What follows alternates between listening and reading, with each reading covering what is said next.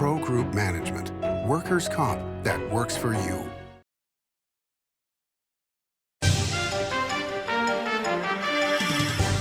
Welcome to Nevada Newsmakers. On the broadcast today, Jeff LaPour joins us. He's the president and CEO of LaPour Development. He'll be here for the whole show on an all-new Nevada Newsmakers.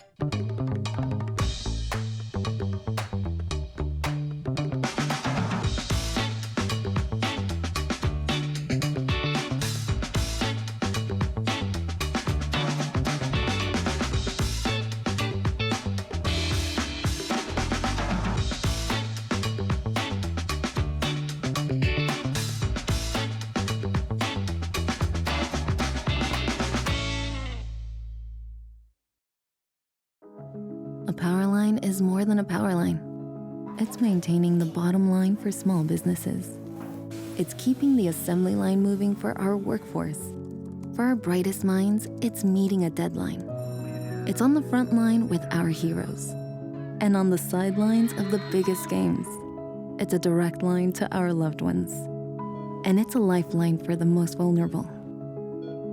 There's a lot on the line.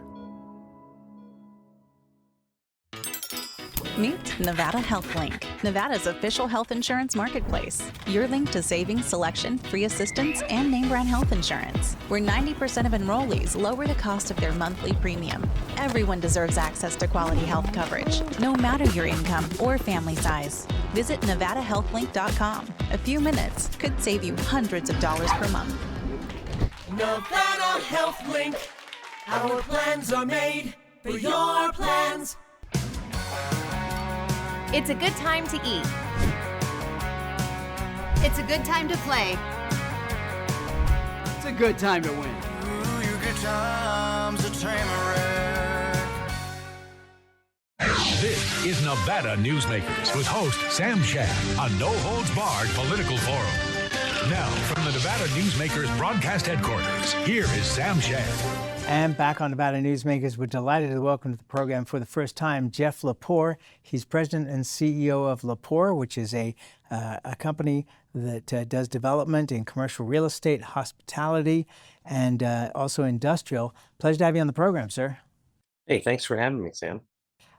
Let's start out with the news that we got just last week that North Las Vegas's Apex Park, there's an industrial park bill that Catherine Cortez Masto put together that is awaiting Donald Trump's signature. Are we now moving into a time when Apex really comes into its own? I think definitely we are. For years and years, I think early 90s, maybe late 80s is kind of when it all came together from the federal government to begin with. And we've all watched it. Everyone's been waiting for it. Growth has finally reached it. When a bunch of infrastructure went in there years ago for the car manufacturer that kind of never was, it really gave the area a boost. And I think the bill's long overdue. I'm happy to see it.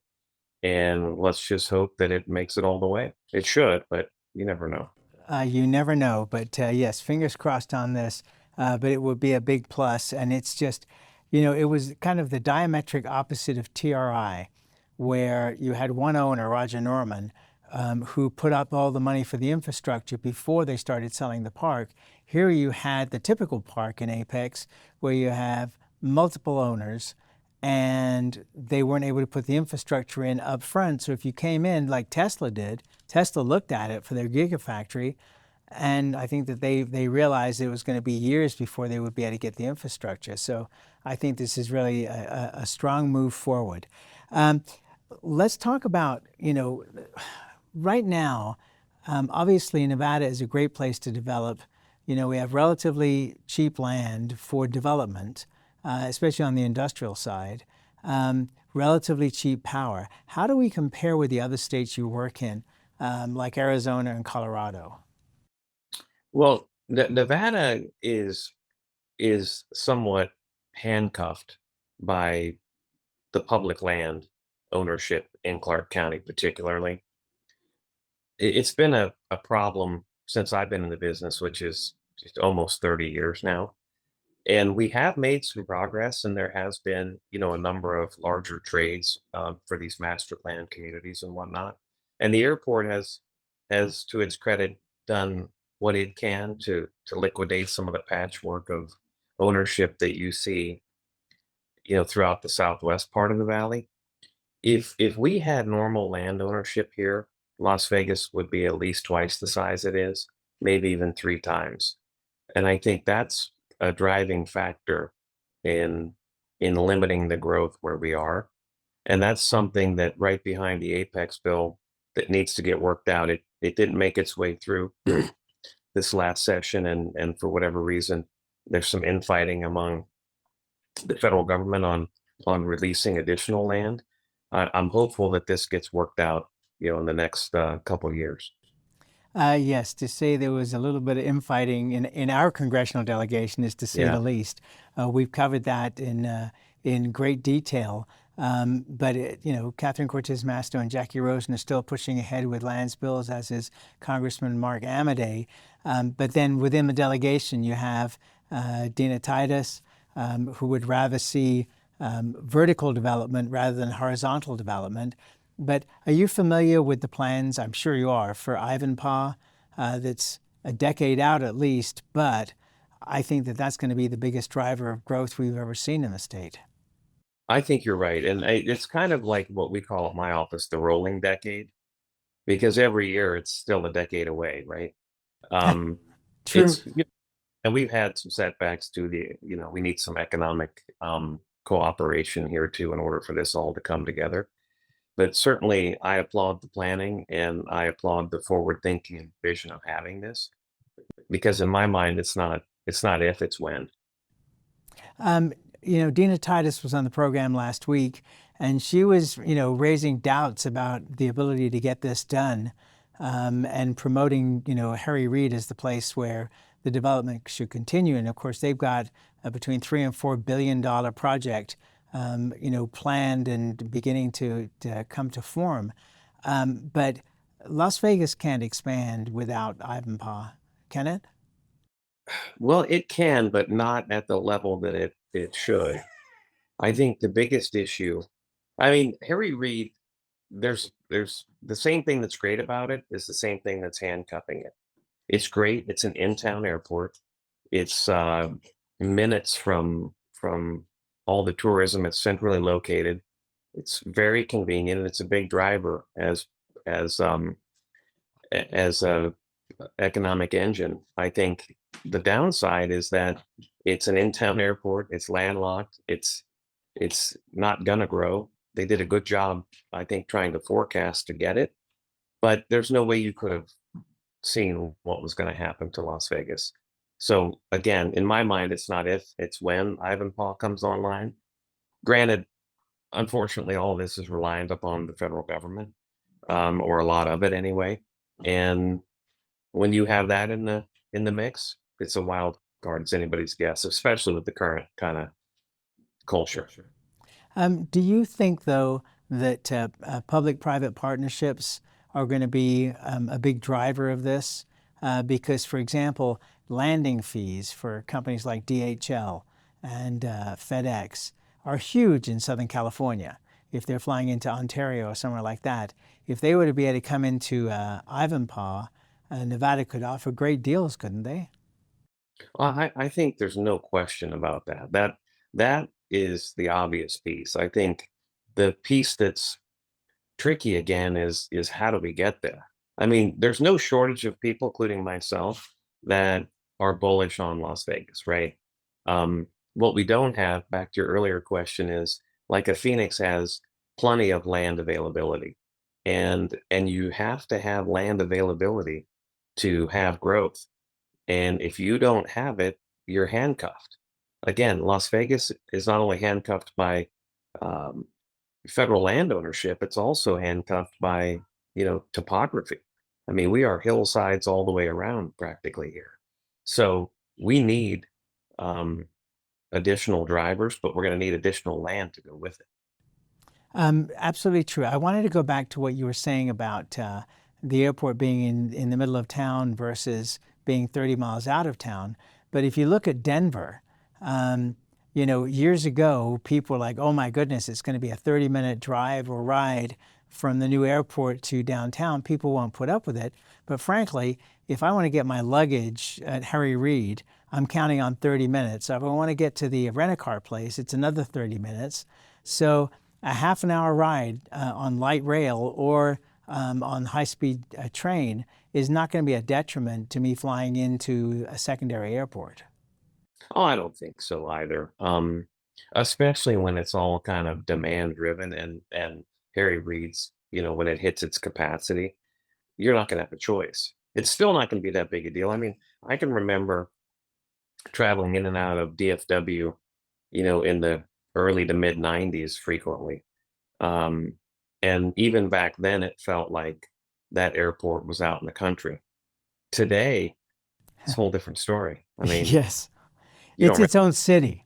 I was just there recently. I mean, it's unbelievable, the infrastructure that's there. Now, one of the things that you deal in is hospitality development in terms of properties. So businessmen's hotels, those kind of things.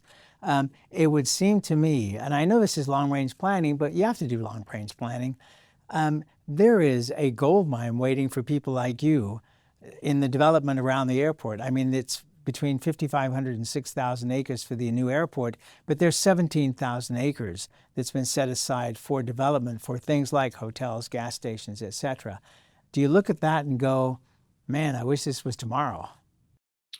Uh, I think there's definitely opportunity there. I think there's a lot of things that have to happen.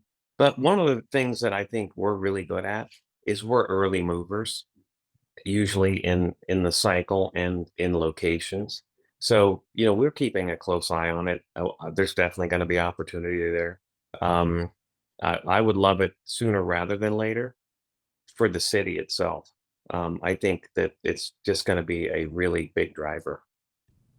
We've seen in Reno and obviously in Las Vegas a huge growth in these business people's hotels that cater, I think, for the most part, to people that just don't want to be in a casino. And do you see that growth slowing down at all or increasing?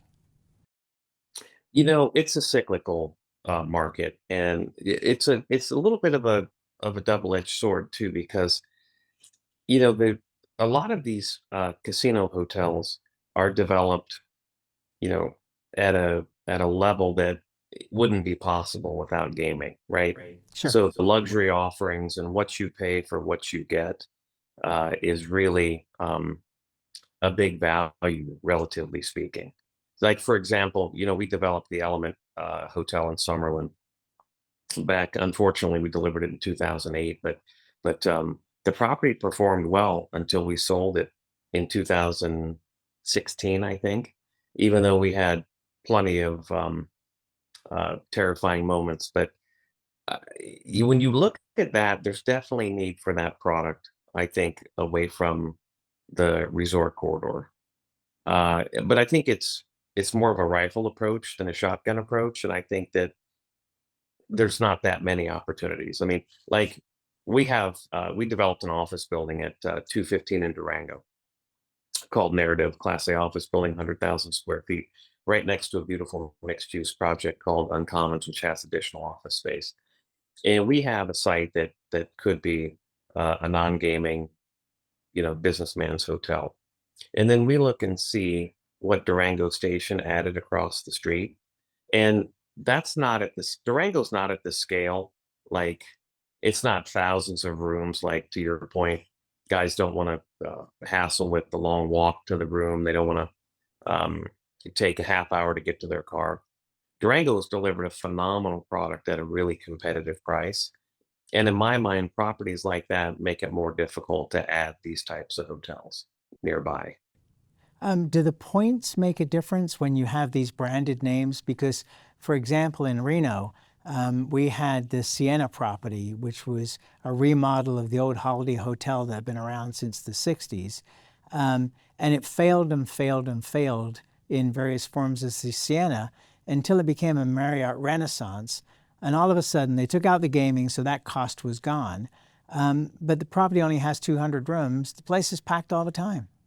Yeah, no, the points of these brands, Marriott's number one, Hilton's number two, Hyatt's number three. And these brands always drive revenue.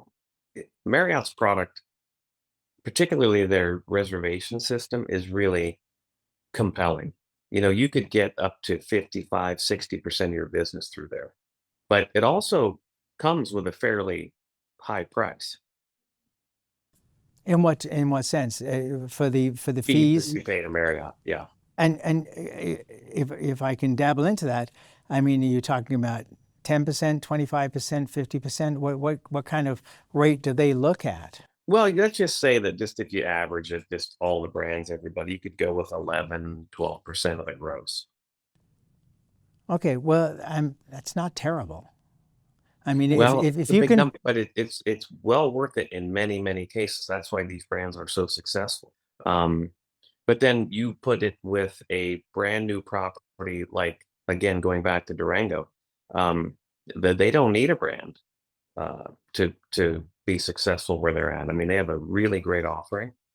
But there's been in my lifetime in Las Vegas, I think I remember when I first got to town, 1990, I think Harrah's might have been a Holiday Inn. yes, it was the Really? Holiday Hotel, actually. Yeah. And then everybody went away from brands for lots of years during this, all these boom years. And then now Marriott is now tied back with MGM on a bunch of their rooms. Hilton has two brands inside Resorts World.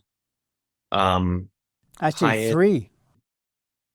yeah. Yeah. So Hyatt is now has flagged the Rio. So you're starting to see it coming back again. So it's it goes in cycles, but there's value there for sure. All right, let's take a break. We'll come back and let's talk about industrial after this timeout. The trucking industry is the most resilient link in the supply chain. And for over 90 years, the Nevada Trucking Association has been the voice for the men and women in the trucking industry. From Carson City to Washington, D.C., we advocate for policies to protect our trucking companies and keep commerce flowing. Because Nevada's and America's prosperity is tied to trucks. There's nothing without trucking.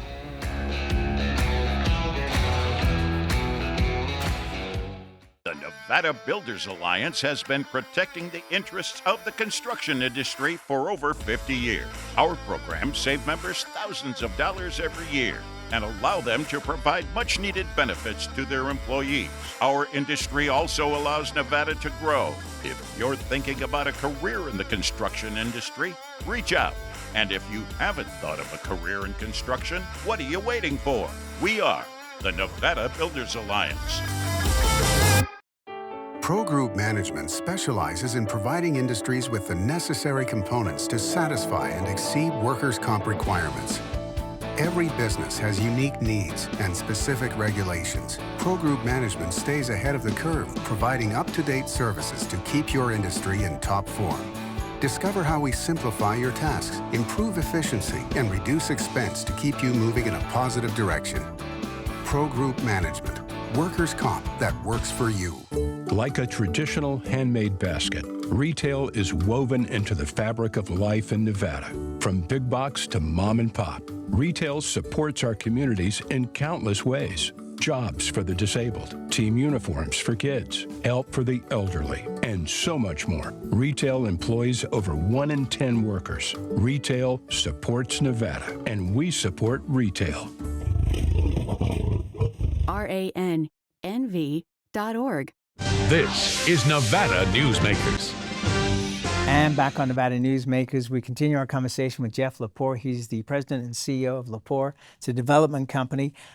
Let's go back to talking about industrial development. What kind of companies are seeking out Nevada? We like to believe that people are trying to escape California because of all the regulations and rules. Is that correct from your perspective? And is it Nevada they want to come to, or is it Arizona or Colorado where you also developed? I think it depends on the requirement. Oftentimes these big requirements, which is the trend these days, are multi-market, and they look to see where they can fit and what their cost of business is. But a big driver lately, or at least this cycle, has been availability of employees and staffing, and that's gotten trickier over the years as we've had this massive growth in e-commerce and all the things that have been happening. So I think each market has pros and cons. Um, Phoenix and Las Vegas, I think, compete often with one another.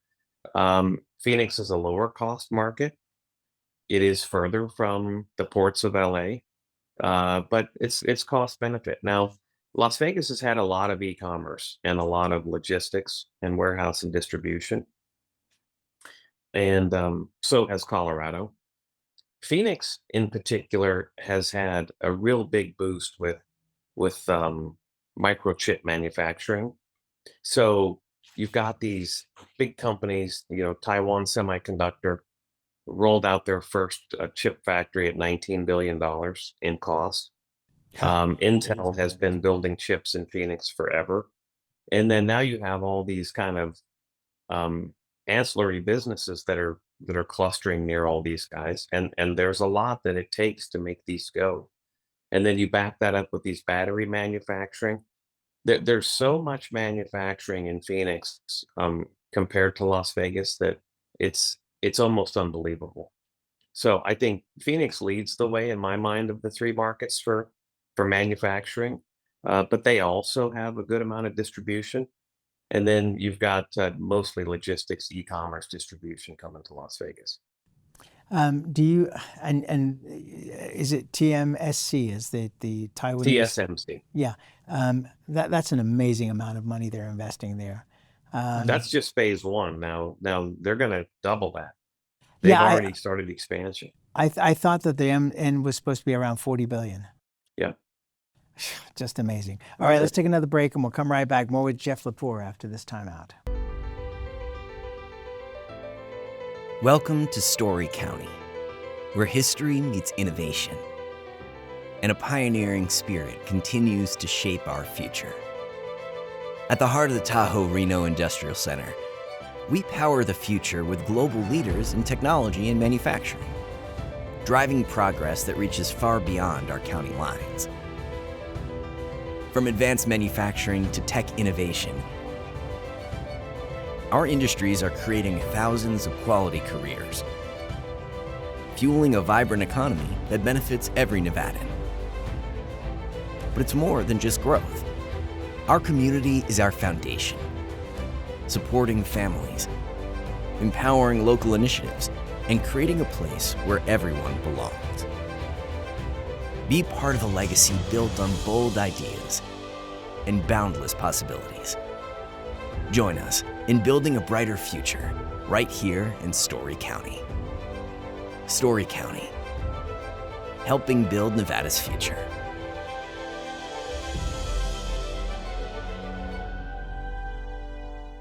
As you know, Reno is booming. Toll's development company is helping it grow with insightful design and development, building community with every project, adding beauty, adding excitement, emphasizing our shared humanity. Reno is becoming bigger. Toll's development is helping it become better, more livable, more enjoyable. To learn more, go to tollsdevelopment.com. tollsdevelopment.com. Southwest Specialties has been making the homes and businesses of Nevada beautiful for more than 20 years. Their experienced designers and craftsmen create the walkways, backyards, water features, and a variety of outdoor cooking areas that add curb appeal and value to your investment. Call today or visit them at their website and see how they can make your outdoor spaces special. Southwest Specialties, creative, distinctive, beautiful. Welcome to the Winnemucca Big R. Hi, I'm John Walker. Welcome to Big R Lovelock. Hi, I'm Rich Martin. Welcome to Fallon Big R. My name is Braden. Welcome to Big R Fernley. Hi, I'm Kelly. Welcome to Big R Sparks.